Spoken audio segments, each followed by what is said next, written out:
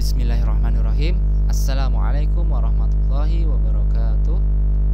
Apa kabar anak-anakku sekalian? Semoga kita selalu diberi kesehatan dan perlindungan oleh Allah Subhanahu wa Ta'ala dimanapun dan kapanpun kita berada.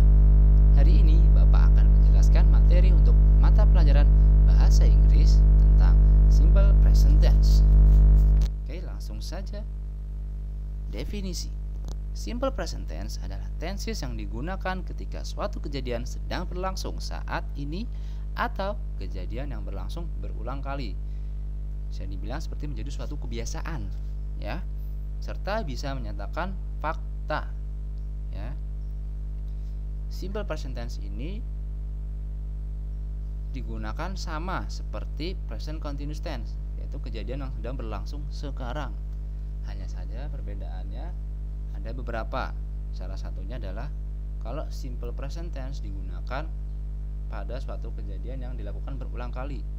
Sedangkan kalau present continuous tense digunakan untuk kejadian yang tidak dilakukan berulang kali. Gitu. Langsung. Untuk rumusnya, untuk membentuk kalimat tenses ini biasanya digunakan kata kerja bentuk dasar atau verb 1. Ya, kalau di present continuous tense sama menggunakan verb 1, hanya saja di akhirannya ditambahkan dengan ing, ya. Kalau present continuous kan menggunakan verb ing, verb 1 ditambahkan ing. Sedangkan untuk simple present tense itu tanpa menggunakan ing, langsung verb 1 saja. Namun di sini ada tambahan lagi untuk kata ganti orang ketiga, yaitu he, she, it, itu sama menggunakan verb 1, hanya saja dia ditambahkan dengan s atau es, ya. Tambahan ini digunakan untuk kalimat afirmatif atau kalimat positif, ya. Nanti akan Bapak jelaskan di slide selanjutnya. Oke, di sini bentuk spelling atau pengejaan kata kerja pada orang ketiga he, she, it tergantung dari akhiran kata kerja tersebut. Untuk kata kerja yang berakhiran o, ch, sh, x atau z tambahkan dengan es. Contohnya di sini go menjadi goes, catch menjadi catches. Kemudian untuk kata kerja yang berakhiran huruf y, maka huruf y-nya dihilangkan dan ditambahkan dengan es. Contohnya sini carry menjadi carries dan study menjadi studies. Dan yang terakhir, untuk kata kerja yang ada huruf vokala sebelum di akhir kata, ya. Huruf vokal itu a, i, u, e, o, ya.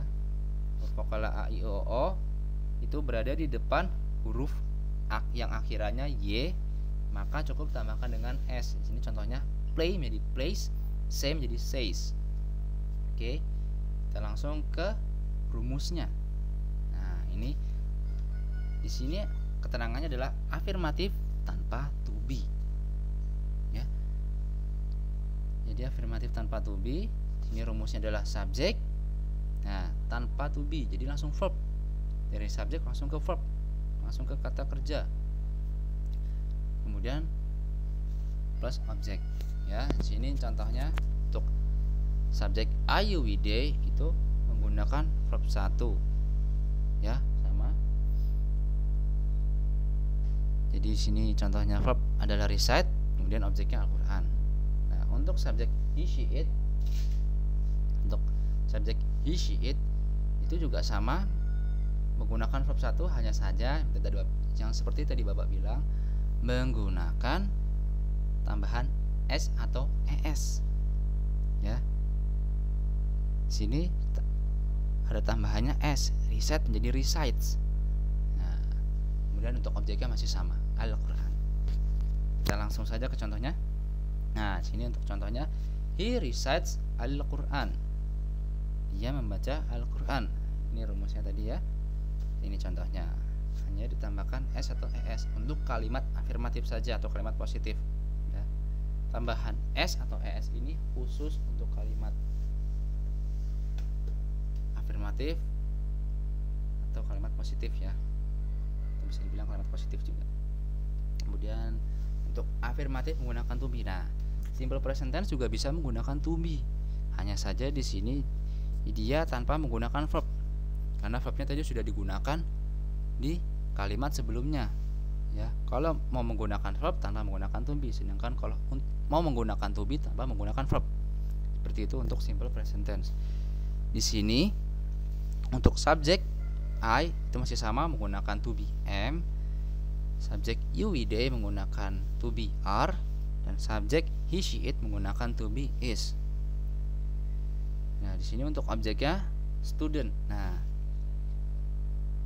dalam simple present tense untuk kalimat yang menggunakan to be itu menunjukkan suatu fakta, menunjukkan suatu bahwa orang itu apa, tuh, menunjukkan sesuatu yang terjadi pada seseorang. Contohnya di sini. Nah, he is student. Dia adalah murid. Ya. Tanpa menggunakan verb, langsung ke objek, ya. Oke, ke slide selanjutnya. Nah, untuk kalimat negatif tanpa to be. Nah, di sini ada tambahan sedikit di kalimat negatif setelah subjek itu ada tambahan don't atau doesn't. Don't itu maksudnya do not dan doesn't adalah does not. Nah, tapi di babak singkat supaya kalian bisa lebih mudah memahami, karena biasanya di beberapa buku tidak diterangkan do not tapi langsung don't atau does not, seperti itu. Ya, untuk subjek I you we they itu menggunakan don't, ya. Dan untuk subjek he she it itu menggunakan doesn't. Nah, untuk verbnya keduanya sama, masih menggunakan verb 1 atau kata kerja dasar pertama, dan keduanya juga sama tanpa ditambahkan s atau es. Kalau tadi di afirmatif untuk he she it itu ditambahkan s atau es pada kata kerja dasarnya, sedangkan kalau untuk kalimat negatif itu verbnya untuk subjek he she it itu tanpa menggunakan s atau es, jadi langsung sama dengan yang di subjek I you we they, ya. Kemudian tambahkan dengan objek. Contohnya langsung saja. I don't play football. Saya tidak bermain bola. Ya. Nah, di sini di sini I don't karena dia menggunakan subjek I, menggunakannya don't. Kalau dia tidak bermain bola, jadi he doesn't play football, seperti itu ya. Kemudian untuk kalimat negatif menggunakan to be. Nah, di sini masih sama, tidak menggunakan verb, ya. Jadi setelah subjek langsung to be. Nah, sini ada tambahan lagi, ya, tambahan sedikit yaitu not. Setelah to be tambahkan dengan not. Kemudian objek, ya. Subjeknya setiap subjek masih sama ya, to be-nya. Kita langsung saja di sini. Nah, I am not teacher. Saya bukan guru. Nah, hanya ditambahkan not. Udah kan? Insyaallah ya, semoga gampang dipahami. Dan objeknya sini teacher, guru. Oke, langsung ke slide selanjutnya. Kalimat interrogatif atau kalimat tanya. Kalimat tanya. Nah, kalau tadi di kalimat negatif tanpa to be, ya, untuk kalimat negatif tanpa to be itu setelah subjek ditambahkan dengan don't atau does not. Maaf, don't atau doesn't, ya. Sedangkan untuk kalimat interrogatif tanpa to be itu dibalik. Namun notnya atau n kutip atas nt-nya dihapus. Jadi hanya menggunakan do atau does, ya. Nah, untuk subjeknya masih sama. untuk do itu menggunakan subjek I, you, we, they, dan untuk does menggunakan subjek he, she, it. Maksudnya digunakan untuk he, she, it. Ya, untuk verbnya masih sama. Ya, keduanya tanpa ditambahkan s atau es.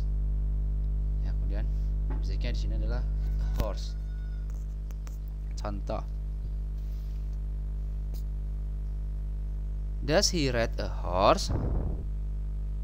Ya, apakah dia mengendarai kuda atau menunggangi kuda? Kalau jawabannya ya adalah yes, he does. Dan kalau untuk jawabannya tidak, no, he does not. Ya.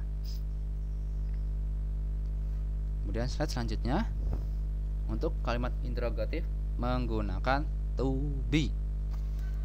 Ya, di sini yang tadi di kalimat afirmatifnya setelah subjek itu to be, ini dibalik. To be dulu baru subjek, ya. To be-nya masih sama subjeknya, ya. Kita langsung saja di sini. Nah, is he athlete? Apakah dia atlet? Ya, tanpa menggunakan verb, ya. Dan untuk jawabannya, kalau iya, yes, he is. Kalau tidak, no, he isn't. Atau no, he is not. Ini Bapak singkat jadi no, he isn't. Oke, kita langsung saja kembali ke contoh untuk pemantapan. What does he do? He swims in the pool. Dia berenang di dalam kolam renang. Ya. What is the bird color? Apa warna burung itu? The bird, burung itu. The bird is blue, burung itu biru. Kemudian what do they do? What do they do? Apa yang mereka kerjakan? Mereka bermain bola. Ya. Oke. Ini Bapak harap kalian bisa pelajari dan suatu saat Bapak akan tes kalian untuk dihafalkan. Ya. Ini verb yang kita pelajari. Dan nanti kalian bisa juga cari artinya, ya. Arti dari begin itu apa, listen itu apa, fly itu apa di internet, ya. Nanti suatu saat akan Bapak tes. Minimal kalian menghafalkan 10 saja dulu, ya. Mungkin insya Allah akhir bulan ini, akhir bulan September, Bapak akan minta kalian untuk mensetorkan hafalan ini akhir bulan September atau awal bulan Oktober, ya. Verbnya berikut dengan artinya. Kalau nggak tahu, kalian bisa cari di internet atau di kamus, atau juga bisa tanya ke Bapak, ya. Silakan. Di sini Bapak hanya memberikan contoh verb yang bisa ditambahkan dengan s atau es, ya. Oke. Jika ada penyampaian yang kurang dipahami atau susah dipahami, kalian bisa menghubungi Bapak, ya. Dan Bapak rasa cukup untuk video kali ini. Kita akhiri dengan membaca doa kafaratul majelis. Subhanakallahumma wa bihamdika asyhadu alla ilaha illa anta astaghfiruka wa atubu ilaih. Assalamualaikum warahmatullahi wabarakatuh.